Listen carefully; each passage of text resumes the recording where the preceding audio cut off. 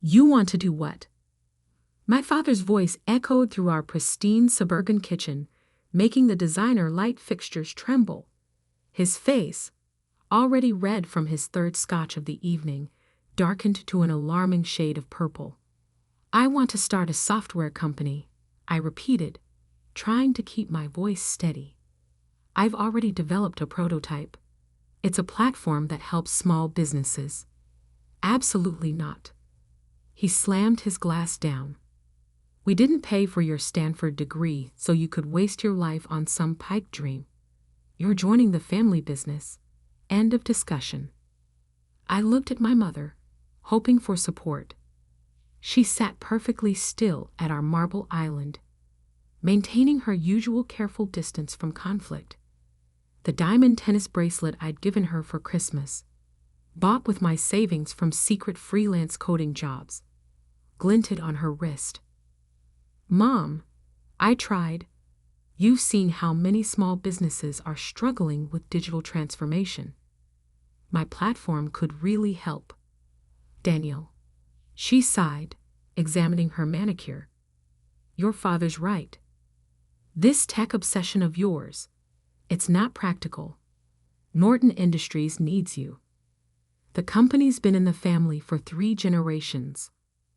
What they really meant was that Norton Industries, our family's industrial supply business, was failing. They needed my programming skills to modernize their outdated systems, to help them compete in a rapidly digitizing market. But I had bigger dreams. I'm not asking for money, I said.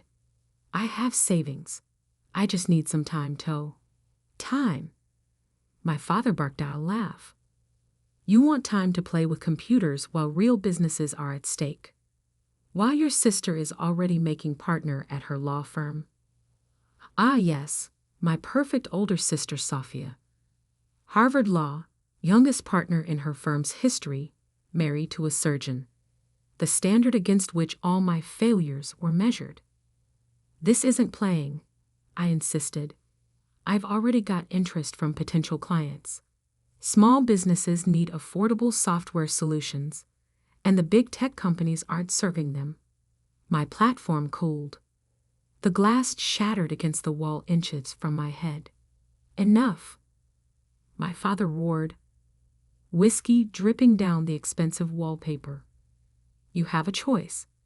Join Norton Industries on Monday or get out. See how long you last without our support. My mother flinched at the noise, but said nothing. She never did. I looked at them both, my father trembling with rage, my mother avoiding my eyes, and made the decision that would change everything. I choose out. What? I'm leaving. I stood up, surprisingly calm. Good luck modernizing Norton Industries without me. You ungrateful. My father started toward me, but I was already heading upstairs. I had known this moment might come. My backpack was already packed with essentials, laptop, portable hard drive, 2 changes of clothes. My important documents were safely stored in a safety deposit box. Most of my savings were in an account my parents couldn't access. You have 1 hour. My father shouted up the stairs. Then I want you out of this house. I grabbed my emergency bag, my favorite hoodie, and took one last look at my childhood bedroom. The walls still displayed my coding competition medals, science fair awards, the framed article about the app I developed in high school that had caught Stanford's attention. My phone buzzed. A text from my best friend Marcus. Operation Escape still on. Happening now, I typed back. Plan B initiated. Marcus and I had gamed out this scenario months ago, when I first decided to pursue my startup dreams. He had a small apartment above his family's restaurant where I could crash until I got on my feet. As I headed for the door, my mother finally spoke. Daniel, please. Be reasonable. Your father only wants what's best. No, I cut her off. He wants what's best for Norton Industries. There's a difference. I walked out without looking back. The first night in my car was surreal. I'd parked on a quiet street 2 blocks from my parents' house, close enough to maintain a strong connection to their high-speed Wi-Fi network, which I'd installed and secured myself, far enough that they wouldn't spot me. My laptop glowed in the darkness as I continued coding, the familiar rhythm of keystrokes drowning out the voice in my head that whispered I was making a huge mistake. "You sure about this?" Marcus asked when he brought me dinner. "Is Mother's incredible pad thai? My couch is still available." I shook my head, showing him my workspace. Laptop, mobile hotspot for backup internet, power bank for emergencies. I need to stay mobile for now. Can't risk them finding me and trying to force me back. He peered at my screen. "What exactly are you building?" I pulled up my prototype's interface. I call it Smart Start. It's an all-in-one digital platform for small businesses. Point of sale, inventory management, customer relationships, online presence. Everything they need to compete in today's market, but simplified and affordable. Like what your dad's company needs? Similar, but designed for smaller businesses that can't afford enterprise solutions. I thought of all the local shops I'd seen struggle and fail because they couldn't keep up with digital transformation. There's a huge market being ignored by big tech. Marcus nodded slowly. His family's restaurant still used paper order tickets and a cash register from the 1990s. How long until it's ready? Basic version? 2 months. I've got most of the core functions working. Just need to polish the interface and add some features. What I didn't tell him was that I was also secretly documenting everything wrong with Norton Industries systems. Every vulnerability, every inefficiency, every missed opportunity for digital innovation. Not out of spite, but because I knew that someday they'd need exactly what I was building. They just didn't know it yet. Life settled into a strange routine. During the day, I'd work from various coffee shops, buying the minimum necessary to justify using their space and Wi-Fi. At night, I'd park near my parents' house, using their high-speed connection to upload code and run complex tests. I lived on protein bars, coffee, and Marcus's family's leftovers. Showered at a cheap gym membership. Learned which parking lots were safe to sleep in and which to avoid. It wasn't comfortable, but it was productive. Without distractions, without my father's constant criticism or my mother's passive disappointment, I could focus entirely on building Smart Start. 1 week in, my sister Sophia tried to intervene. "This is ridiculous, Daniel," she said when she tracked me down at my usual coffee shop. "You're living in your car to prove what? That you can be as stubborn as Dad." I didn't look up from my coding. "I'm building something important. You're throwing away a guaranteed future with the family business." "The family business is dying," I said bluntly. "Dad's too proud to admit it. But their systems are ancient, their processes are inefficient, and their competitors are eating them alive. Then help fix it." I finally met her eyes. "That's exactly what I'm doing, just not the way they want." She left in frustration, but not before leaving a thick envelope on my table. Inside was $5,000 in cash with a note. "Don't be an idiot. Come home." I used the money to buy a better laptop and upgrade my development tools. The breakthrough came in month 2. I'd been approached by several small businesses interested in beta testing Smart Start. A local bookstore, a family-owned hardware store, a growing food truck business, all struggling with exactly the problems my platform was designed to solve. "This is exactly what we need," the bookstore owner said after I demonstrated the inventory management system. QuickBooks is too complicated, and the custom solutions are too expensive. How much would this cost? I quoted a price that made her eyes light up, deliberately lower than market rate, designed to build word of mouth. By month 3, I had paying customers.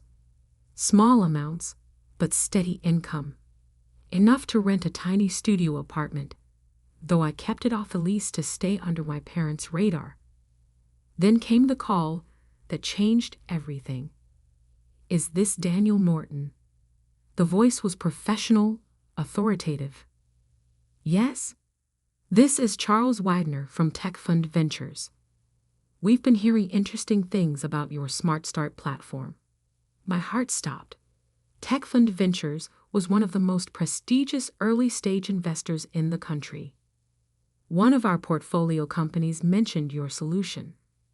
Said it's exactly what the small business market needs. Would you be interested in discussing potential investment? I gripped my phone tighter, thinking of all the nights coding in my car, all the meals skipped to buy server time, all the doubts and fears pushed aside to pursue this dream. "Yes," I said, "I would definitely be interested."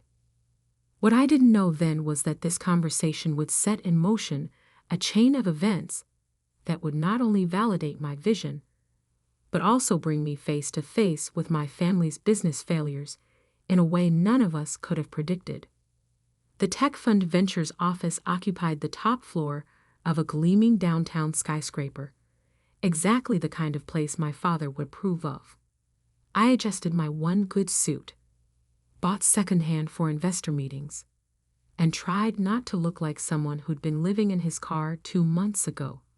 Charles Widener was younger than I expected, maybe early 40s, with the relaxed confidence of someone who'd made his fortune in the first dot-com boom.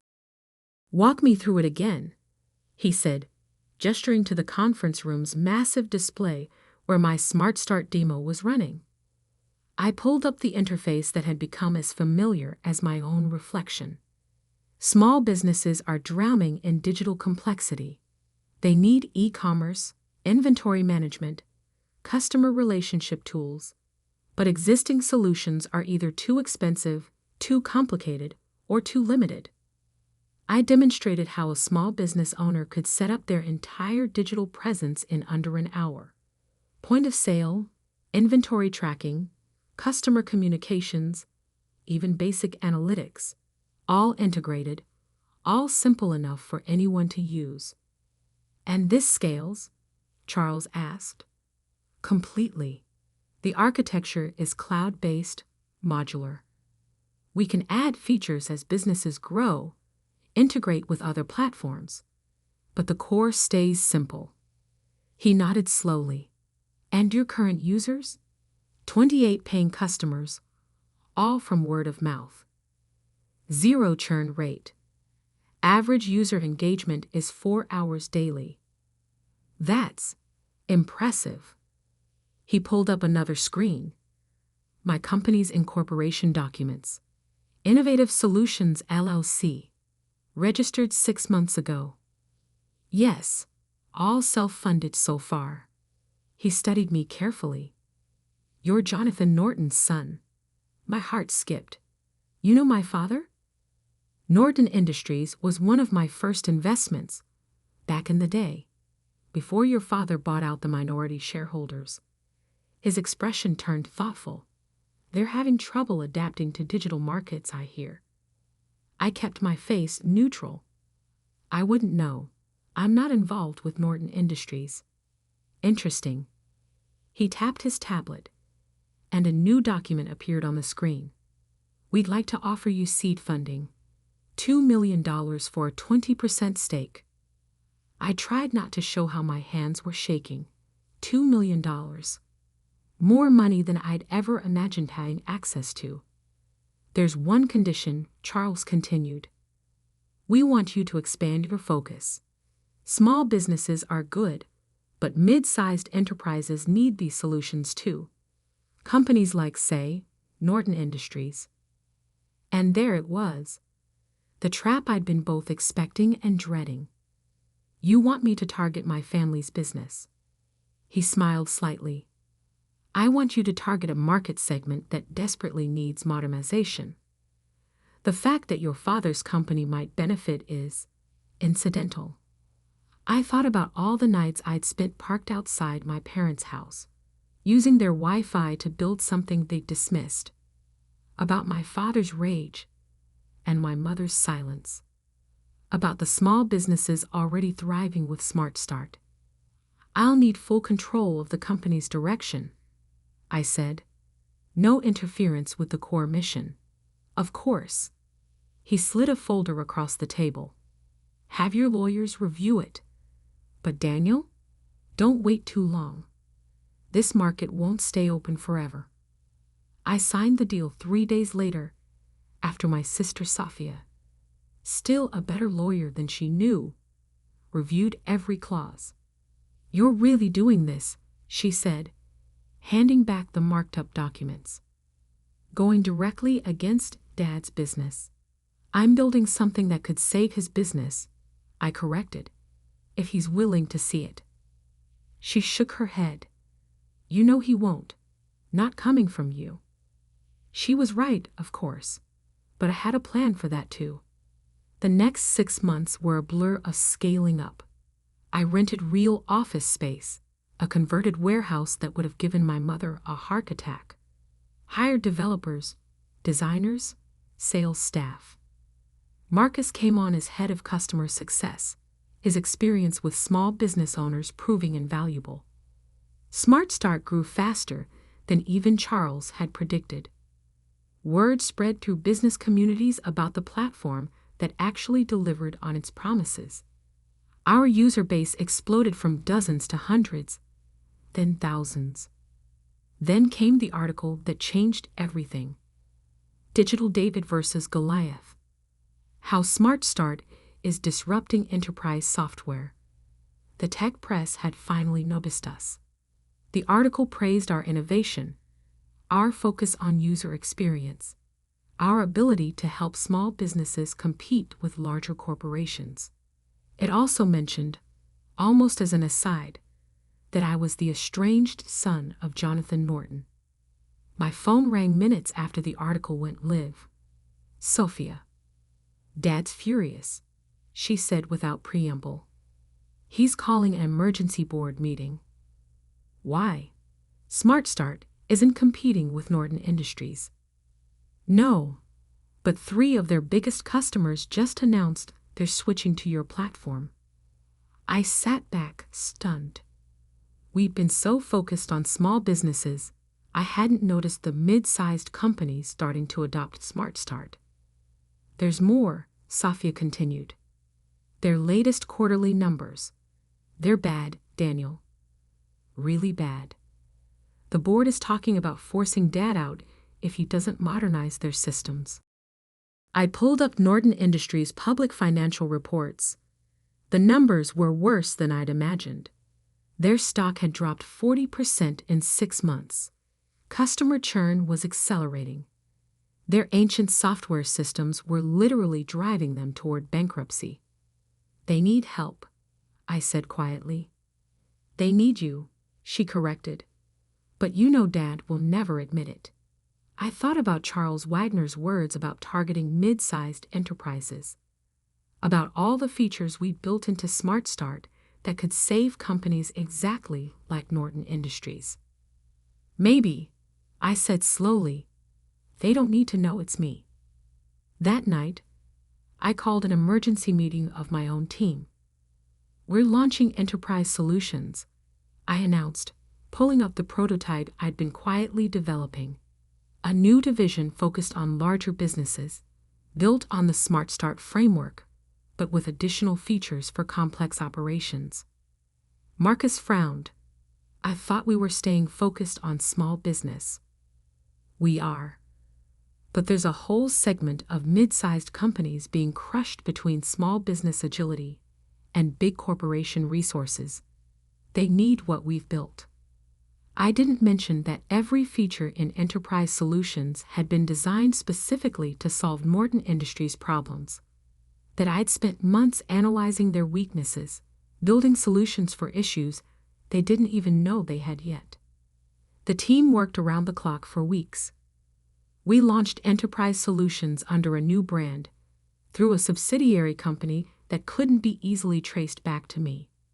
The marketing targeted companies exactly like Norton Industries, established businesses struggling with digital transformation. Then we waited. It didn't take long. Norton Industries' new chief technology officer, hired in desperation after their last system crash, reached out within days of our launch. The meeting was set for their headquarters. I watched via secure video feed as our sales team, carefully chosen to have no connection to me, presented enterprise solutions to my father and his board. I saw the moment he realized this was exactly what they needed. Saw him fight against admitting it. Saw the board members' eager questions about implementation and pricing. The investment would be significant, our sales lead explained, but the potential return. We'll need to see other options, my father interrupted. Jonathan, an older board member, leaned forward. We've seen 12 presentations in 2 months. This is the only solution that actually addresses our specific needs. And their track record. Impressive results with similar companies. Another board member chimed in. My cousin's manufacturing business switched to their system last quarter. Saw immediate improvements. I watched my father's face as he realized he was losing this fight. The board wanted change. Their customers demanded it. Enterprise Solutions was their best chance at survival. Fine, he growled. Start the procurement process. I closed the video feed, feeling strangely hollow. I'd done it. Created exactly what Norton Industries needed. Proved my vision was right. So why didn't it feel like victory? The answer came 3 days later when Sophia called again. Dad's drinking, she said without preamble. Really drinking. Mom's talking about separation. My stomach clenched. Because of enterprise solutions? Because he knows he failed. The company's falling apart, and he had to go begging to outsiders for help. She paused. He keeps saying he should have listened to you. I stared out my office window at the city skyline, thinking of all the choices that had led us here. My father's stubbornness, my own pride, the walls of silence we built between us. What if? I said slowly. There was a way to save both the company and his pride. How? I have an idea, but I'll need your help. The Norton Industries board meeting was scheduled for 9 a.m. on a Thursday. I sat in my car outside their headquarters, the same spot where I'd once parked to use their Wi-Fi, watching familiar faces file into the building. My father arrived last, looking older than I remembered. His normally immaculate suit was slightly rumpled, his walk less confident than the stride I'd grown up admiring. Everything ready? I asked into my phone. All set, Sophia confirmed. The board members are prepped. Charles Wagner just arrived. And Mom, in position, though she's still not sure about this. I adjusted my tie, designer now, but still not the brand my father would choose. It has to be today. The Enterprise Solutions contract needs board approval by end of week. Good luck, Sophia said softly. Try not to enjoy this too much. I smiled despite my nerves. She knew me too well. The security guard did a double take as I walked in. Last time I'd been here, I'd been escorted out after another fight about joining the family business. Now I was back on my own terms. The boardroom fell silent as I entered. My father's face went from surprised to angry to confused in rapid succession. Charles Wagner, sitting near the head of the table, merely nodded as if he'd been expecting me. What are you doing here? My father demanded. I'm here to discuss the Enterprise Solutions contract, I said calmly, placing my laptop on the table. This is a closed board meeting. Security. Actually, Charles interrupted smoothly. Mr. Morton is here at my request. As the majority investor in Enterprise Solutions, I believe his input is crucial to this discussion. My father's face went pale. You? What? I connected my laptop to the display screen, pulling up a familiar interface, but not Enterprise Solutions. Instead, I showed them the original Smart Start dashboard, complete with my earliest notes and sketches. I started building this the day you kicked me out, I explained. Using your Wi-Fi, actually, since I was living in my car at the time. The board members shifted uncomfortably. My mother, sitting quietly in her usual corner seat, finally looked directly at me. Smart Start grew faster than anyone expected, I continued. Small businesses loved it because it solved real problems simply and affordably. But I knew larger companies needed similar solutions. I switched to the Enterprise Solutions interface. Every feature in this system was designed specifically to address Morton Industries' challenges.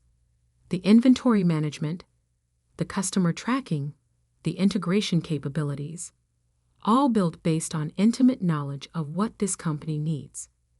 You've been spying on us? My father's voice shook with rage. No, I've been trying to save your company. The same company you wanted me to join, but only on your terms. Charles Wagner cleared his throat. The board has reviewed Mr. Morton's proposal. Enterprise Solutions isn't just a software platform, it's a potential merger opportunity. My father's head snapped up. Merger? I pulled up new slides, the detailed merger proposal I'd spent weeks preparing. Smart Start Technology would acquire a controlling interest in Morton Industries, I explained. But the Norton name stays.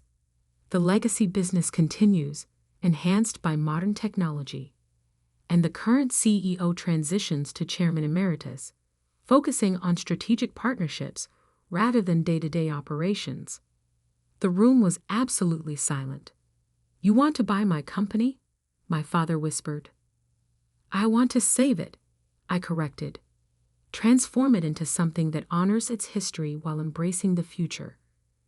But it has to happen now, before the market completely passes you by. My mother spoke for the first time. Jonathan, listen to him.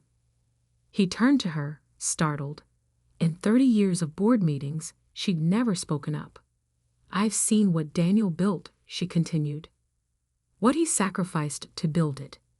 This isn't about winning or losing. It's about family. Family? He barked out a laugh. He abandoned the family business. No, I said quietly. I found a different way to support it. Every feature, every innovation in Enterprise Solutions was designed with Morton Industries in mind. Because despite everything, I never stopped believing in what this company could be. I walked over to his chair, pulled up one more document on my tablet. My original business plan, written in my car that first night after being kicked out. The title read, Project Phoenix, Modernizing Norton Industries Through Independent Innovation. He stared at the document, recognition dawning. This was your plan all along. Plan B, actually. Plan A was convincing you to modernize from within. But you weren't ready to listen then. Charles Wagner stood up. The board needs to vote on this merger proposal by end of day. I suggest we take a brief recess to process this information. People filed out, leaving me alone with my father. He sat there, staring at my business plan, looking lost. Why didn't you tell me? He finally asked. Would you have listened? Really listened, not just heard what you wanted to hear. He was quiet for a long moment. You built all this, using our Wi-Fi? I couldn't help but laugh. That's what you're focusing on? No, He ran a hand through his gray hair. I'm trying to understand how my son went from living in his car to offering to buy my company in less than 2 years. The same way you built this company. By seeing an opportunity everyone else missed. By working harder than anyone thought possible. By believing in something bigger than myself. He nodded slowly. Your grandfather would have loved this, you know. He always said the best business lessons come from proving the skeptics wrong. I learned that from you, actually. All those stories about how you built Norton Industries, how you proved everyone wrong who said it would fail. I sat down next to him. I just did it my way, instead of yours. The board voted unanimously to approve the merger. My father, after the longest pause of my life, voted yes. The transition wasn't smooth. Change never is, especially in family businesses. But slowly, surely, Norton Industries began to transform. We kept the name, but modernized the brand. Kept the core business my grandfather had built, but enhanced it with technology that helped it thrive in the digital age. Smart Start's innovation combined with Norton's stability created something neither company could have achieved alone. 1 year later, I sat in what had been my father's office, our office now, since he'd finally accepted the chairman emeritus role. We were reviewing quarterly numbers, which had exceeded all projections. You were right, he said suddenly. I looked up. About what? About everything. The technology. The market changes. The need to adapt. He met my eyes. I was too proud to see it. Too scared of losing control. And now, he gestured at the tablet, showing our latest results. Now I'm proud of what you built, what we're building together. My phone buzzed. A message from Marcus about a potential new acquisition target. Another struggling family business that needed exactly what we created. Speaking of building, I said, pulling up the proposal. What do you think about expanding our enterprise division? He smiled, the real smile I remembered from childhood, before stress and fear had hardened him. Tell me more. Later that night, I drove past our old house. The Wi-Fi signal was still strong. I'd upgraded their system last month, though they didn't know it. I thought about that first night in my car, coding by the glow of my laptop, running on determination and spite and dreams of proving everyone wrong. But success, I'd learned, wasn't about proving others wrong.